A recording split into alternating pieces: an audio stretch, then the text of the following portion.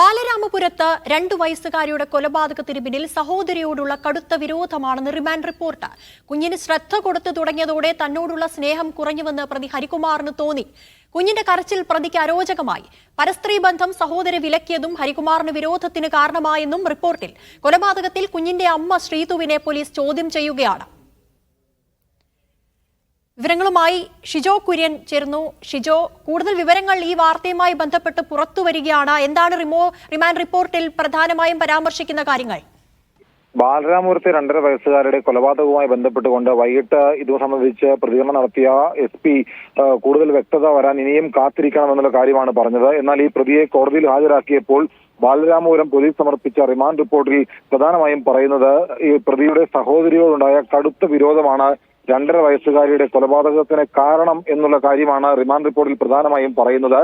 ഈ കുട്ടി ജനിച്ചതിന് ശേഷം തനിക്ക് വീട്ടിൽ നിന്ന് ആരുടെയും സ്നേഹവും പരിലാളനകളൊന്നും ലഭിച്ചിരുന്നില്ല. ഈ കുഞ്ഞിന്റെ കരച്ചിൽ പോലും തനിക്ക് അരോചകമായി തോന്നി.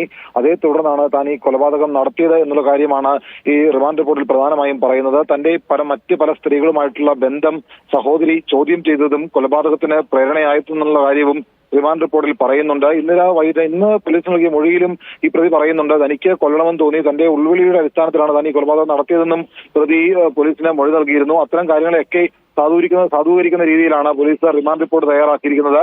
റിമാൻഡ് റിപ്പോർട്ടിലെ ഏറ്റവും പ്രധാനപ്പെട്ട വിവരങ്ങളാണ് ഇപ്പോൾ പുറത്തു വന്നിരിക്കുന്നത്. കുഞ്ഞിനോടും അതുപോലെ തന്നെ സ്വന്തം സഹോദരിയോടും ശ്രീതുവിനെ നിലവിൽ ചോദ്യം ചെയ്യുകയല്ലേ? ഇതുമായി ബന്ധപ്പെട്ട ഏതെങ്കിലും തരത്തിലുള്ള വിവരങ്ങൾ ശ്രീതുവിന്റെ ഭാഗത്തു നിന്നും പുറത്തു വന്നിട്ടുണ്ടോ?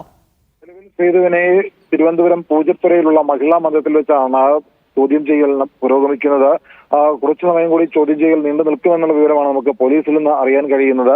ഇത് സംബന്ധിച്ചുള്ള വിവരങ്ങൾ ഈ ഒരു ഘട്ടത്തിൽ പുറത്തു വന്നിട്ടില്ല. കാരണം ശ്രീതു ഇപ്പോൾ ബന്ധുക്കളുടെ കൂടെയോ അല്ലെങ്കിൽ പോലീസിന്റെ സംരക്ഷണയോ അല്ല, മറിച്ച് പൂജപ്പുര മഹിളാ മന്ദിരത്തിലാണ്. അവിടെ എത്തിയാണ് SP-യുടെ നേതൃത്വത്തിലുള്ള സംഘം ചോദ്യം ചെയ്യൽ നടത്തുന്നത്. ഇത് സംബന്ധിച്ചുള്ള വിവരങ്ങൾ വരും മണിക്കൂറിൽ ലഭിക്കുമെന്നാണ് നമ്മൾ പ്രതീക്ഷിക്കുന്നത്.